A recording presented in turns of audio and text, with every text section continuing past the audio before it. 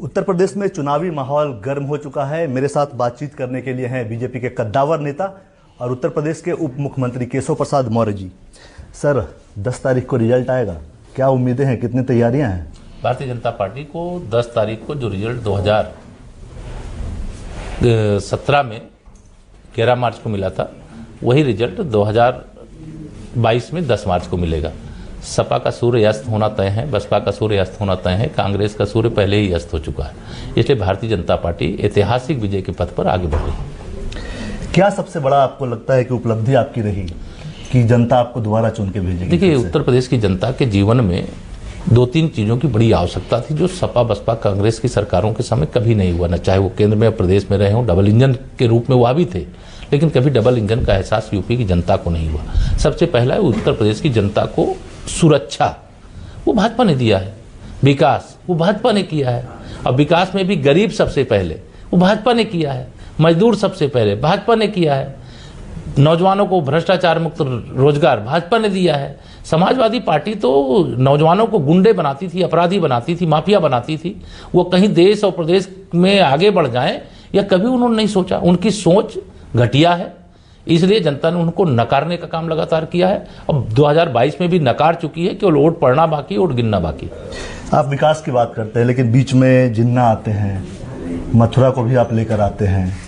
देखिए, भारतीय जनता पार्टी का एक ही लक्ष्य है कि हम उत्तर प्रदेश को विकास से युक्त करें, और जो लोग कोई भी नाम लेकर के अगर उत्तर प्रदेश के अंदर ये सोचते हैं कि वो ध्रुवीकरण करने का काम करेंगे, तो भारतीय जनता पार्टी ने एक नारा दिया है, गरीब गरीब एक समान, किसान किसान एक समान, नौजवान नौजवान एक समान, बेटी बेटी एक समान, बुजुर्ग बुजुर्ग एक समान, हिंदू हो या मुसलमान। 80-20 ये क्या था सर? अगर विकास 80-20 यही है। जब मैं यह हिसाब गिना रहा हूं आपको कि 80 में से कोई ऐसा नहीं है कि हमने किसी को छोड़ा है। भारतीय जनता पार्टी इतनी जबरदस्त सफलता के साथ लगातार आगे बढ़ रही है। जब सारे विरोधी एक गठबंधन में एक साथ खड़े हो जाते हैं, महाभारत के युद्ध की तरह, लेकिन उसके बाद भी पांडवों की विजय होती जैसे, वैसे भाजपा की विजय हो रही है। मथुरा को लेकर क्या रोड मैप रहेगा आप लोगों का? क्योंकि आपने पहले एक ट्वीट किया था। हमारा लक्ष्य विकास है, चाहे अयोध्या का विकास हो, चाहे काशी का विकास हो, चाहे मथुरा का विकास हो, और चाहे उत्तर प्रदेश के सभी 75 जिले और 403 विधानसभा क्षेत्रों का विकास हो। और हम दावे के साथ कहते हैं, सपा बसपा कांग्रेस जवाब नहीं दे सकती। जितना विकास भाजपा की सरकार में हुआ है, उनकी सरकारों के समय अगर विकास हुआ होता तो वो विकास को मुद्दा बनाते। वो विकास का मुद्दा नहीं बना सकते, विकास के मुद्दे पर चुनाव नहीं लड़ सकते। गुंडों, अपराधियों, माफियाओं, दंगाइयों, व्यभिचारियों, भ्रष्टाचारियों के बल पर चुनाव लड़ करके वह यह संदेश देना चाहते हैं कि हमारे पास तो इस प्रकार के जो समाज के अराजक तत्व हैं उनकी फौज है। कोई जेल में पड़ा है उसके बल पर लड़ेंगे, कोई बेल में घूम रहा है उसके बल पर लड़ेंगे, कोई मुजफ्फरनगर दंगे का जिम्मेदार है उसके बल पर लड़ेंगे, कोई कैराना से पलायन के लिए मजबूर करने वाला है उसके बल पर लड़ेंगे। तो ऐसे जो कृत्य करने वाले समाजवादी पार्टी के प्रत्याशी हैं, जो श्री अखिलेश यादव जी कहते हैं ये नई सपा है। आपने कल की लिस्ट देखने के बाद, ये नई सपा नहीं, ये वही सपा है जिससे जनता खपा थी और आज भी खपा है। जनता जिसको विदा कर चुकी यूपी से, और अब की बार तो पूरी तरह से समाजवादी पार्टी को समाप्तवादी पार्टी बना करके उसको नमस्कार कर ली। कल उनकी लिस्ट आई। इसके अलावा जो रालोद और सपा का गठबंधन है, क्या उससे कुछ तनाव है? क्योंकि पश्चिमी यूपी में ये गठजोड़ मुझे लग रहा है कि आप अपनी याददाश्त ठीक रखिए। श्री अखिलेश यादव जी तो बौखलाए हुए हैं, उनका संतुलन इस समय इसलिए गड़बड़ाया है कि उत्तर प्रदेश की जनता के जो सर्वे आ रहे हैं उनको 2017 में ही ले जाकर के खड़े कर दे रहे हैं। लेकिन यह मैं बता दूं कि जो उत्तर प्रदेश की जनता है उसने पूरी तरह से ठान लिया है कि भाजपा को जिताना है। और 2019 में जिस गठबंधन की आप बात कर रहे हैं, ये सारे गठबंधन एक साथ थे। भारतीय जनता पार्टी 51% वोट के साथ 64 सांसदों के साथ फिर संसद के अंदर आ जाती है और सरकार बनाती है। आप लोग के बड़े नेता कैराना जा रहे हैं लगातार, अब फिर अगले हफ्ते मथुरा भी जाएंगे।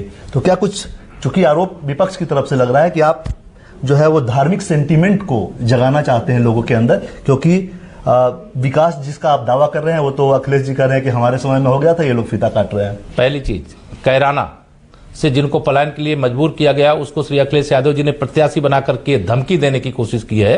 कैराना सहित उत्तर प्रदेश के ऐसे लोगों को टिकट देकर के धमकी देने की कोशिश की है कि उत्तर प्रदेश के मतदाताओं अगर सपा को वोट नहीं दिया तो पलायन करने वाले हमारे पास हैं। लेकिन मैं उनको कहना चाहता हूं पलायन करने के लिए अब उत्तर प्रदेश में किसी को जरूरत नहीं पड़ेगी। जिन्होंने पलायन कराया था वह पलायन कर गए हैं या उनको पलायन करना पड़ेगा, यह मैं इस आपके माध्यम से कहना चाहता हूं। दूसरा, हमारा लक्ष्य उत्तर प्रदेश का विकास है, और चाहे अयोध्या हो, चाहे मथुरा हो, चाहे काशी हो, सबका विकास हम कर रहे हैं। सभी 75 जिलों का विकास कर रहे हैं, और वो विकास करना, तुष्टीकरण हमारा लक्ष्य नहीं है, तुष्टीकरण उनका लक्ष्य है, और उनकी सूची से परिलक्षित होता है। अन्यथा जो जेल में पड़ा है उसको टिकट देने की आवश्यकता थी? जिसके ऊपर दंगे का आरोप है, जिसके ऊपर पलायन कराने का आरोप है, जिसके ऊपर भ्रष्टाचार का आरोप है, उसको टिकट देने की क्या जरूरत थी? लेकिन उन्होंने टिकट देकर के यही बताया है ये नई सपा नहीं है। अपर्णा यादव समेत तमाम नेता आपकी पार्टी में शामिल हुए हैं। अखिलेश जी तंज कर रहे हैं आप लोगों पे कि अच्छा है कि भाजपा में समाजवाद की जड़ें मजबूत होंगी। समाजवाद परिवारवाद नहीं होता है, और वो समाजवाद की परिभाषा मुझे लगता है ठीक से न तो समझते हैं और न बता सकते हैं। भारतीय जनता पार्टी की विचारधारा अच्छी, माननीय प्रधानमंत्री जी के नेतृत्व में, आदरणीय योगी जी के नेतृत्व में जो हमारी सरकारों ने काम किया, उस परिणाम से खुश होकर के बहुत बड़ी संख्या में दूसरे दलों में जो लोग पड़े हैं वो भाजपा में आ रहे हैं। जो भाजपा में आ रहे हैं, लेने लायक हैं, उनको हम ले रहे हैं, उनका स्वागत है। अखिलेश जी ने चीन को बड़ा दुश्मन बताया, बोला कि पाकिस्तान बड़ा दुश्मन नहीं है, जबकि आप लोगों के नजर पे हमेशा तबियत ठीक नहीं है। उनको कहीं हमारी तरफ से कह दीजिए को दवा ववा अच्छी से ले ले, क्योंकि इस प्रकार की भाषा कोई समझदार व्यक्ति नहीं बोल सकता, जो एक पार्टी का राष्ट्रीय अध्यक्ष हो और एक राज्य देश के सबसे बड़े राज्य का मुख्यमंत्री रहा हो और विकास की बात करता हो और जातिवाद की सीट खोजता हो, तो वह व्यक्ति के कुछ तबियत खराब है। मेरा आखिरी सवाल है, 300 सीट की बात आप कर रहे हैं, अखिलेश जी 300 यूनिट फ्री बिजली दे रहे हैं, दिल्ली में फ्री बिजली का असर दिखा है 2 बार। देखिए, श्री अखिलेश यादव जी का इतिहास सब लोग जानते हैं। उनकी सरकार में 3 घंटे बिजली नहीं आती थी, वो 300 यूनिट बिजली फ्री देने की बात कर रहे हैं। उनको मालूम है कि अखिलेश जी आएंगे तो बिजली चली जाएगी यूपी से, वो अखिलेश जी आएंगे तो विकास रुक जाएगा, अखिलेश जी आएंगे गरीबों को मकान बनना बंद हो जाएगा, अखिलेश जी आएंगे तो गरीबों को फ्री राशन मिलना बंद हो जाएगा, उनको फ्री का इलाज मिलना बंद हो जाएगा। वो सारी जनता खूब जानती, तैयार बैठी है। जिनको ये अपने जाति के नाम पर भी वोट समझ रहे हैं, वह भी मन बना करके बैठा है कि मोदी जी और योगी जी के नेतृत्व में डबल इंजन की सरकार ने उनके जीवन में खुशहाली लाई है। इसलिए कमल के फूल की बटन दबा करके और साइकिल को पंचर करके सदा सदा के लिए 10 तारीख को भगवा लहराएगा। 10 तारीख को सपा अस्त और भारतीय जनता पार्टी का कमल जो खिला था 2014 में, 17 में, 19 में, वो 22 में भी खिल जाएगा। शुक्रिया आपका न्यूज़ 24 से बातचीत करने के लिए। ये थे केशव प्रसाद मौर्य। दावा कर रहे हैं कि 10 मार्च को जब रिजल्ट आएगा तो फिर से भाजपा 300 के पार होगी। कैमरामैन अजय के साथ कुमार गौरव, न्यूज़ 24 दिल्ली। नमस्कार, मैं हूं मानक गुप्ता।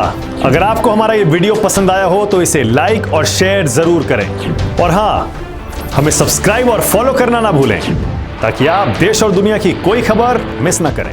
तो जुड़े रहिए हमारे साथ और देखते रहिए न्यूज़ 24।